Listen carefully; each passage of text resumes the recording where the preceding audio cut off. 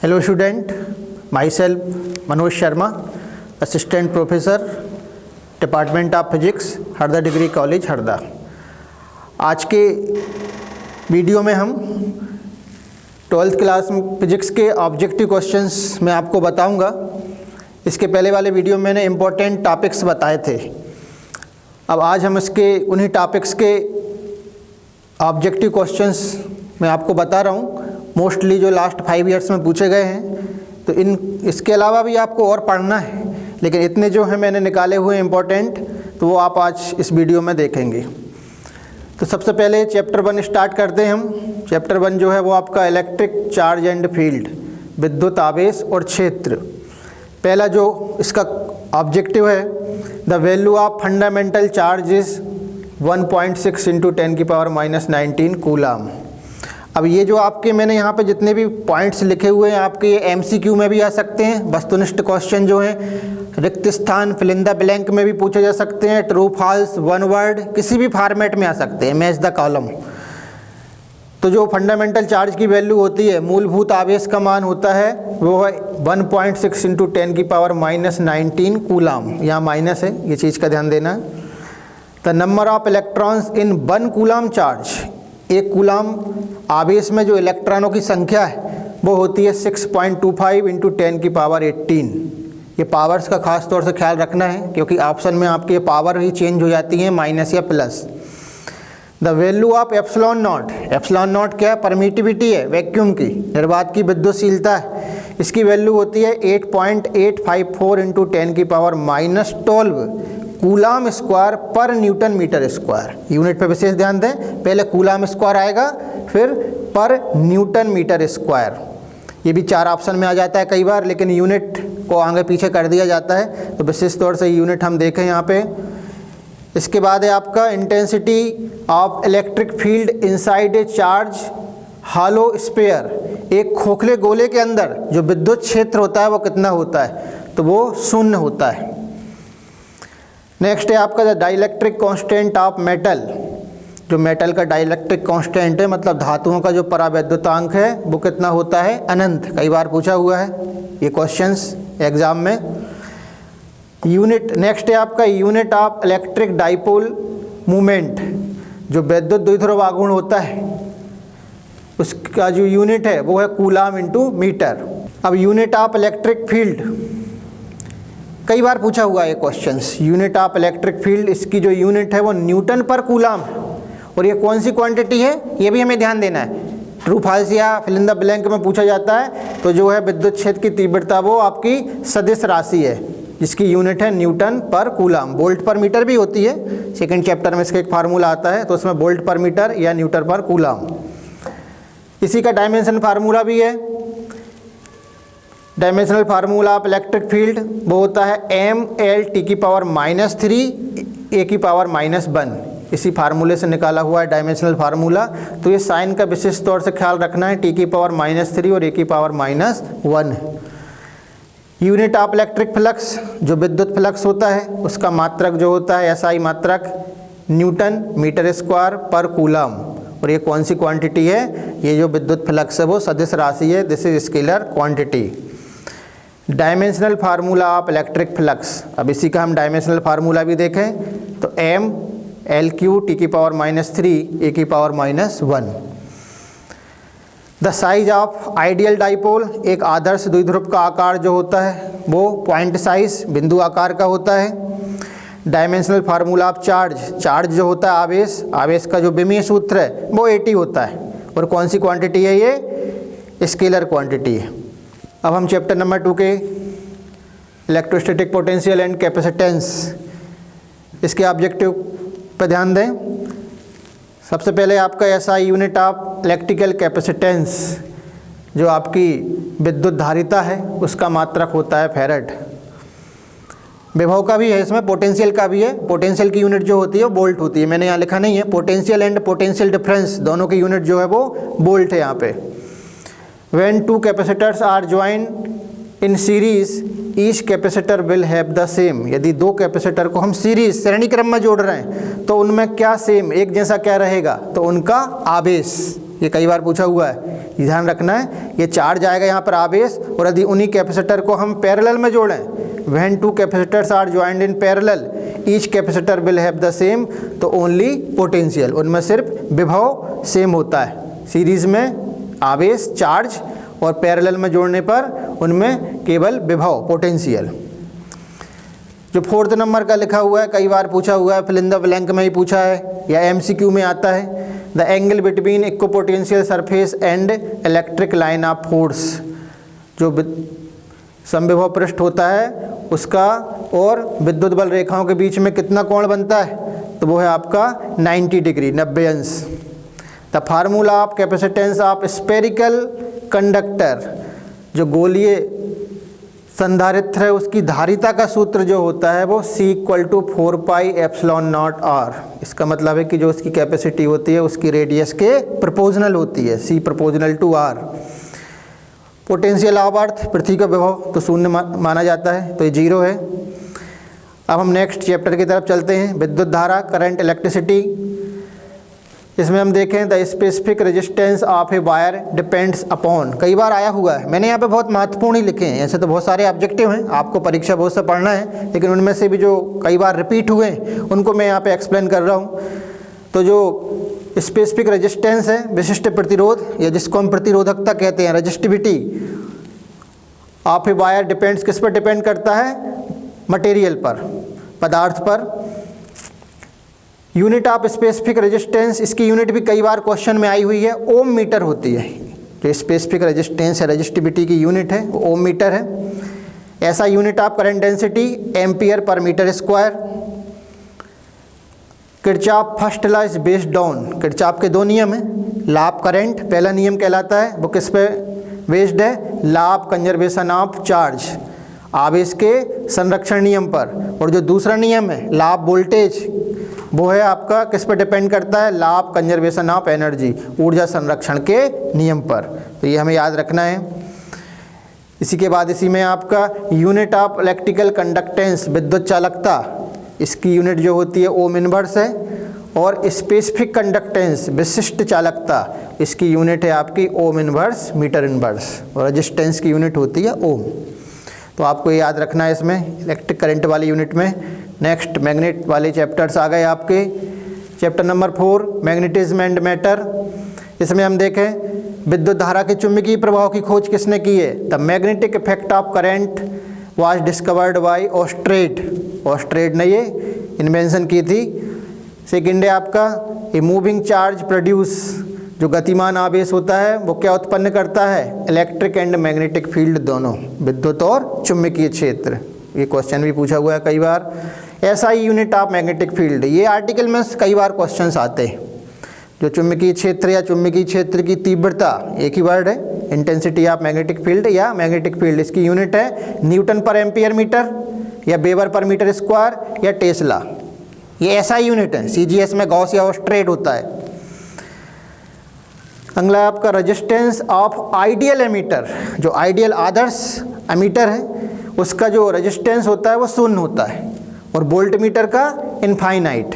ये 2 क्वेश्चन भी कई बार पूछे हुए, रिपीट किए हुए हैं। तो एमीटर, आइडियल एमीटर का रेजिस्टेंस 0 और आइडियल वोल्ट मीटर का रेजिस्टेंस जो होता है वो इनफाइनाइट होता है। एक current carrying solenoid behaves like, एक धारावाही परिनालिका किस तरह व्यवहार करती है, एक दंड चुंबक बार मैग्नेट की तरह इसका बिहेव होता है। इन electric current in electric circuit voltmeter is always join. अब किसी विद्युत परिपथ में जो वोल्टमीटर होता है वो हमेशा कौन से क्रम में जोड़ा जाता है, पैरेलल, समांतर। और एमीटर को उसी सर्किट में हम श्रेणी क्रम में जोड़ते हैं, सीरीज में जोड़ा जाता है। मैग्नेटिक फील्ड कौन सी क्वांटिटी है, ये वेक्टर क्वांटिटी। ये भी अपने को याद रखना है कि जो क्वांटिटी हैं कि स्केलर हैं, वेक्टर हैं, इसका भी एक आप अलग से पढ़ लें। मैंने तो यहाँ पर जो इम्पोर्टेंट हैं वो बताए हुए हैं। मैग्नेट के नेक्स्ट चैप्टर में हम देखें, chapter number 5 magnetism and matter. Unit of magnetic flux, जो मैग्नेटिक फ्लक्स की यूनिट होती है SI वेबर है, और CGS जो है वो मैक्सवेल। ये भी ध्यान से पढ़ लें। डायरेक्शन ऑफ मैग्नेटिक मूवमेंट, जो चुंबकीय आघूर्ण है, मैग्नेटिक मूवमेंट, उसकी डायरेक्शन होती है S pole to N pole. दक्षिणी ध्रुव से उत्तरी ध्रुव, south pole to north pole. और कौन सी क्वांटिटी है ये मैग्नेटिक मूवमेंट? ये वेक्टर क्वांटिटी है। इसका फार्मूला होता है m equal to 2ml, small m जो पोल स्ट्रेंथ है, और इसकी जो SI यूनिट होती है वो एम्पियर मीटर स्क्वायर होती है, और पोल स्ट्रेंथ की यूनिट है एम्पियर मीटर। चैप्टर नंबर 6 देखें हम, इलेक्ट्रोमैग्नेटिक इंडक्शन। एक्चुअली जो मैग्नेटिक फ्लक्स था वो इस चैप्टर में दिया है, मैंने आपको उसमें बता दिया था। लेंज का नियम किस पर आधारित है? Lenz law is based on law of conservation of energy, ये भी कई बार पूछा हुआ है। तो जो लेंज का नियम है वो ऊर्जा संरक्षण के नियम पर आधारित है। ट्रांसफार्मर किसके सिद्धांत पर वर्क करता है? Transformer work on mutual induction, अन्योन्य प्रेरण के सिद्धांत पर काम करता है। अब आपके दो प्रकार के इंडक्टेंस हैं, एक सेल्फ इंडक्टेंस और एक म्यूचुअल इंडक्टेंस, और दोनों की यूनिट ही हेनरी, वो चाहे सेल्फ हो चाहे म्यूचुअल इंडक्शन हो। तो ऐसा unit of self inductance Henry है। इसका डायमेंशनल फार्मूला है m l स्क्वायर t की पावर -2 और a की पावर -2, और यही आपके म्यूचुअल इंडक्शन में भी है, सेम आएगा, सेल्फ और म्यूचुअल की यूनिट और डायमेंशनल फार्मूला। जो इलेक्ट्रोमैग्नेटिक इंडक्शन है इसकी इन्वेंशन की है वैज्ञानिक फैराडे ने, ये भी पूछा जाता है। इसी में आपकी यूनिट में ही अल्टरनेटिंग करंट वाला चैप्टर भी है। The mean value of an AC over one complete cycle, एक पूर्ण चक्र में प्रत्यावर्ती धारा का जो मान होता है वो क्या होता है? शून्य होता है। The frequency of AC supplied in house in India, जो भारत में दी जाने वाली प्रत्यावर्ती धारा की जो आवृत्ति होती है वो होती है 50 हर्ट्ज। ये क्वेश्चन कई बार आया हुआ है। द फ्रिक्वेंसी ऑफ DC, जो दृष्ट धारा है उसकी आवृत्ति क्या होती है? 0 होती है। ऐसा यूनिट ऑफ इंडक्टिव रिएक्टेंस, जितने भी रिएक्टेंस हैं आपके, इंडक्टिव हो चाहे कैपेसिटिव हो, सबकी यूनिट जो है वो ओम ही होंगी आपकी। Transformer can not be used, जो ट्रांसफार्मर का उपयोग किस में नहीं कर सकते? तो वो आएगा आपका DC में। AC में उपयोग होता है, याद रखना है, DC में इसका उपयोग नहीं कर सकते। Principle of dynamo is based on, जो डायनेमो का सिद्धांत है वो किस पर वर्क करता है? इलेक्ट्रोमैग्नेटिक इंडक्शन, विद्युत चुम्बकीय प्रेरण पर। Relation between peak value I0 and virtual value IRMS, root mean square of current, इनके बीच में क्या रिलेशन होता है? तो ये होता है IRMS equal to I0 upon √2, या इसको हम ऐसा लिख सकते हैं I0 equal to √2 IRMS। Next chapter देखें जो इलेक्ट्रोमैग्नेटिक वेव्स का है, विद्युत चुम्बकीय तरंगों वाला है। इसमें से भी आपके कई सारे क्वेश्चंस आएंगे। सबसे पहले तो हम देखें जो इलेक्ट्रोमैग्नेटिक वेव्स होती हैं वो कौन सी वेव्स होती हैं? ट्रांसवर्स वेव्स होती हैं, अनुप्रस्थ तरंगें होती हैं, विद्युत चुम्बकीय तरंगें। Electromagnetic waves are produced due to accelerated charge, ये त्वरित आवेश उत्पन्न करती हैं। इलेक्ट्रोमैग्नेटिक वेव्स डिस्कवर्ड बाय, अब इनकी डिस्कवरी में दो साइंटिस्ट आते हैं एक्सपेरिमेंटल, जो फर्स्ट डिस्कवर किया हुआ है एक्सपेरिमेंटल वो हर्ट्ज ने किया है, और इनकी थ्योरेटिकल जो है वो मैक्सवेल ने किया है। इक्वेशन ऑफ वेव वेक्टर, जो तरंग सदिश है उसका फार्मूला होता है k equal to 2π√λ, lambda wavelength तरंग दैर्ध्य है। इसके बाद इलेक्ट्रोमैग्नेटिक स्पेक्ट्रम भी आता है। ये स्पेक्ट्रम मैंने यहाँ लिखा है, उसमें मैक्सिमम फ्रिक्वेंसी, सबसे ज़्यादा आवृत्ति किसकी होती है? वो होती है गामा किरणों की, गामा रेस की। अब यहाँ पर मैंने 7 प्रकार की वेव्स लिखी हैं जो इलेक्ट्रोमैग्नेटिक स्पेक्ट्रम में आती हैं, और उनके यहाँ पर हमने इन्वेंशनर किस किस ने खोज की है इन तरंगों की। यहाँ पे देखें जो गामा रेस होती है उसकी हेनरी बैकुरेल ने की है 1896 में। उसके बाद एक्स रेस रोन्स्टन 1895, 1895। अल्ट्रावायलेट परावैंगनी किरणें WC रेटर 1801। उसके बाद दृश्य प्रकाश विजिबल लाइट, ये तो न्यूटन ने किया है 1666 में। इंफ्रारेड रेस ये विलियम हर्शेल 1800 में। सूक्ष्म तरंगें माइक्रोवेव्स वैज्ञानिक हर्ट्ज, और रेडियो तरंगें रेडियो वेव्स ये किया है मार्कोनी ने 1899 में। तो ये इनके साइंटिस्ट पढ़ रहे हैं और इनके यूज़ भी पढ़ना है आपको। इनके यूज़ भी आपसे पूछे जाते हैं, खासतौर से ये 2-3 रेस के तो यूज़ मैंने लिखे हैं। इंफ्रारेड जो है वो अंधेरे में फोटोग्राफी में इसका उपयोग होता है, जो अवरक्त किरणें होती हैं। अल्ट्रावायलेट परावैंगनी बैक्टीरिया को मारने में, किलिंग बैक्टीरियाज। और जो विजिबल लाइट की जो रेंज होती है वेवलेंथ रेंज है वो 4000 एंगस्ट्रॉम टू 7800 एंगस्ट्रॉम के बीच में होती है। क्वेश्चंस आए हुए रिपीट हैं, इसलिए मैंने इनको आपको बताया यहाँ पे। इसमें आप और भी इनके फ्रिक्वेंसी और वेवलेंथ के ऑर्डर आपको पढ़ना है कि असेंडिंग और डिसेंडिंग ऑर्डर क्या है, वो क्वेश्चन भी आपका कई बार पूछा हुआ है। अब ऑप्टिक्स आते हैं। 9 और 10 चैप्टर जो है रे एंड वेव ऑप्टिक्स में मैंने ज़्यादा तो नहीं लिखे हैं, लेकिन जो मेन है स्फेरिकल मिरर गोली दर्पण के लिए ये फार्मूला है। इसके पहले वाले वीडियो में मैंने बताया था कि ये फोकल लेंथ, मिरर की फोकल लेंथ और रेडियस ऑफ कर्वेचर में फार्मूला होता है F=R/2 या R=2F। ये याद रखना है आपको। फिर है मिरर फार्मूला है 1/F=1/U प्लस 1/V।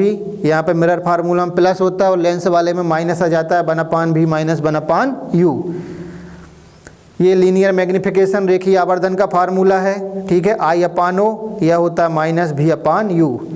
ये आपकी इमेज है और ये ऑब्जेक्ट है, दोनों का अनुपात रेशो ये कहलाता है -V/U। ये किसी भी दर्पण के लिए है आपका, चाहे वो कॉनकेव हो चाहे कॉन्वेक्स, उत्तल या अवतल दर्पण के लिए। इसके बाद स्मॉल एंड वर्चुअल इमेज किस में बनती है आपकी, कॉन्वेक्स मिरर में।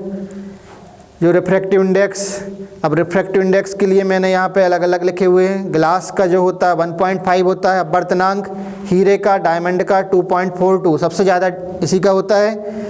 वायु में 1.003 और पानी के लिए होता है 1.33। तो ये याद रखें, आप डायमंड का पूछा जाता है 2.42। हीरे के चमकने का कारण ब्रिलियंस ऑफ डायमंड, ये क्या है, पूर्ण आंतरिक परावर्तन होता है, इसकी वजह से ही इसकी एप्लीकेशन है। तो जो हीरे के चमकने का कारण है वो पूर्ण आंतरिक परावर्तन है। लेंस की पावर से न्यूमेरिकल भी आते हैं, ऑब्जेक्टिव तो आएंगे, न्यूमेरिकल में भी याद रखना है। ये लेंस की पावर की यूनिट तो डायऑप्टर है। इसका फार्मूला है P=1/F। यदि फोकल लेंथ मीटर में दी है तो हम इस फार्मूले को यूज़ करेंगे, और यदि फोकल लेंथ सेंटीमीटर में दी है तो हम 100/F वाले फार्मूले का यूज़ करेंगे। और ये आपस में एक्सचेंज हो सकते हैं। यदि फोकल लेंथ निकालना है तो पावर आपको दी होगी तो F=1/P भी हो जाएगा आपके फार्मूले से। यूनिट याद रखना है, डायऑप्टर। एयर बबल इनसाइड वाटर, पानी के अंदर वायु का बुलबुला किस तरह बिहेव करता है, तो वो है अवतल लेंस, कॉनकेव लेंस की तरह। अब focal length of lens minimum और मैक्सिमम किसके लिए होती है, तो वो बैगनी रंग के लिए, वायलेट के लिए मिनिमम, और मैक्सिमम जो होती है वो लाल कलर के लिए होती है। और इसी चीज़ को ही हम रिफ्रैक्टिव इंडेक्स अपवर्तनांक देख लें तो अपोजिट, तो जो इसमें मिनिमम है वो मैक्सिमम हो जाएगा। तो मिनिमम रेड की होगी और मैक्सिमम वायलेट की होगी, ठीक है। दो ही कलर लिए हमने, एक बेस वाला लिया और एक सबसे ऊपर, जो हम बेजानी हैप्पी नाला पढ़ते हैं ना स्पेक्ट्रम में, तो ये है आपका मैक्सिमम मिनिमम। इसको भी आप ध्यान से पढ़ लें। जो ऑप्टिकल फाइबर है, प्रकाशिक तंतु है, वो किस पर वर्क करता है, टोटल इंटरनल रिफ्लेक्शन, पूर्ण आंतरिक परावर्तन के सिद्धांत पे काम करता है। इंटरफेरेंस व्यतिकरण से हम देखें, व्यतिकरण में लॉन्गिट्यूडनल एंड ट्रांसवर्स वेव्स, ठीक है, जो मतलब दोनों ही वेव्स होती हैं। जो व्यतिकरण होता है उसमें which phenomena does not show the wave nature, कौन सी इसमें जो फेनोमेना है, घटना है, वो प्रूव नहीं करती आपकी लाइट की, तो वो आता है फोटो इलेक्ट्रिक इफेक्ट। तो प्रकाश विद्युत प्रभाव जो है वो, ये फेनोमेना जो है वो इसका वेव नेचर, तरंग प्रकृति प्रकाश की प्रदर्शित नहीं करती। इसके बाद आपके चैप्टर नंबर 11 से हम देखें चार्ज ऑन इलेक्ट्रॉन, जो इलेक्ट्रॉनिक चार्ज होता है उसकी वैल्यू होती है -1.6 × 10⁻⁻19 कूलम। इलेक्ट्रॉन की इन्वेंशन किसने की है, जे थॉमसन, सभी की पढ़ लें अपन। प्रोटॉन रदरफोर्ड और neutron Chadwick. De Broglie wavelength, जिसको मैटर वेव द्रव्य तरंगे भी कहते हैं, इसका फार्मूला जो होता है λ=h/p। लैम्डा वेवलेंथ है, h प्लॉन्क कांस्टेंट है, और p जो इसका मोमेंटम संवेग है। और इसको हम ऐसा भी लिख सकते हैं, h की जगह तो h रहेगा, p की जगह आ जाएगा mv। तो ये दो फार्मूले हैं, λ=h/p या h/mv। 1 electron volt, electron volt energy की बहुत छोटी यूनिट, इसकी वैल्यू होती है 1.6 × 10⁻⁻19 joule. Rest mass of electron, जो इलेक्ट्रॉन का ब्राह्म द्रव्यमान है वो होता है 9.1 × 10⁻31 kilogram. Rest mass of photon, ये पूछा जाता है, जो फोटॉन का ब्राह्म द्रव्यमान है वो शून्य होता है। इसके बाद कई आर्टिकल भी important, specific charge of electron, जो इलेक्ट्रॉन का विशिष्ट आवेश है उसकी वैल्यू होती है 1.76 इंटू 10⁻11। ये याद रखना है, दो रेस्ट मास ऑफ फोटॉन और specific charge of electron. Photo electric effect की इन्वेंशन वैज्ञानिक हर्ट्ज ने की है। आइंस्टीन फोटो इलेक्ट्रिक इक्वेशन जो होता है, आइंस्टीन का प्रकाश विद्युत समीकरण जो होता है 1/2mv² - h ब्रैकेट में new minus mu zero. Energy of proton, photon की जो ऊर्जा होती है वो होती है =h न्यू। चैप्टर 12 और 13 जो हम देखें, साइज ऑफ एटम। एटम का जो साइज होता है 10⁻10 मीटर, और इसी को सेंटीमीटर में पूछा जाता है हो जाता है 10⁻8 सेंटीमीटर। ये आपका पूछ लिया जाता है, लेकिन ध्यान देना है कि मीटर में पूछा है कि सेंटीमीटर में। तो 10⁻10 मीटर है, और यदि इसी को हम सेंटीमीटर में कन्वर्ट करेंगे तो 10⁻8 सेंटीमीटर हो जाएगा। एटम का नेचर क्या होता है? अनचार्ज, अनावेशित है आपका। मास ऑफ न्यूट्रॉन, न्यूट्रॉन का द्रव्यमान कितना होता है? 1.67 into 10⁻27 kilogram. Value of Rydberg constant, जो रडबर्ग नियतांक, ये भी क्वेश्चन आया हुआ है, इसकी जो वैल्यू है 1.097 इंटू 10⁻7 मीटर इनवर्स या पर मीटर।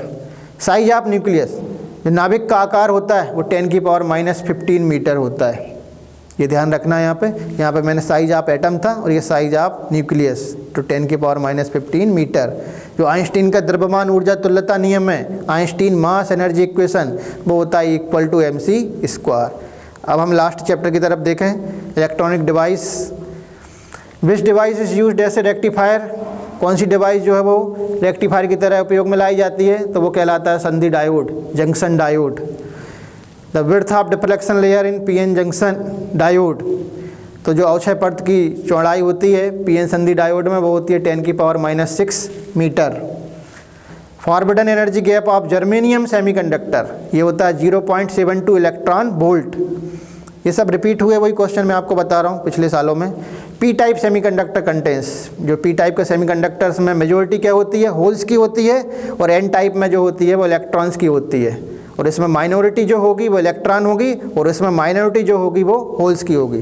तो एक कोई चीज़ याद रखें, मेजॉरिटी यहाँ होल्स की, पी टाइप, पी मतलब पॉजिटिव, एन मतलब नेगेटिव, तो एन में इलेक्ट्रॉन्स ज़्यादा होते हैं।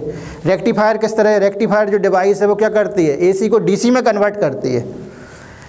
तो deflection layer of PN junction, तो जो पीएन जंक्शन में वो डिफ्लेक्शन लेयर में क्या होते हैं? आपके निश्चल आयन होते हैं, इनमोबाइल आयन। तो स्टूडेंट, इतने आपके इम्पोर्टेंट ऑब्जेक्टिव हैं, आशा है इनमें से कुछ आएंगे आपके। इसके अलावा भी आपको और पढ़ना है। Thank you.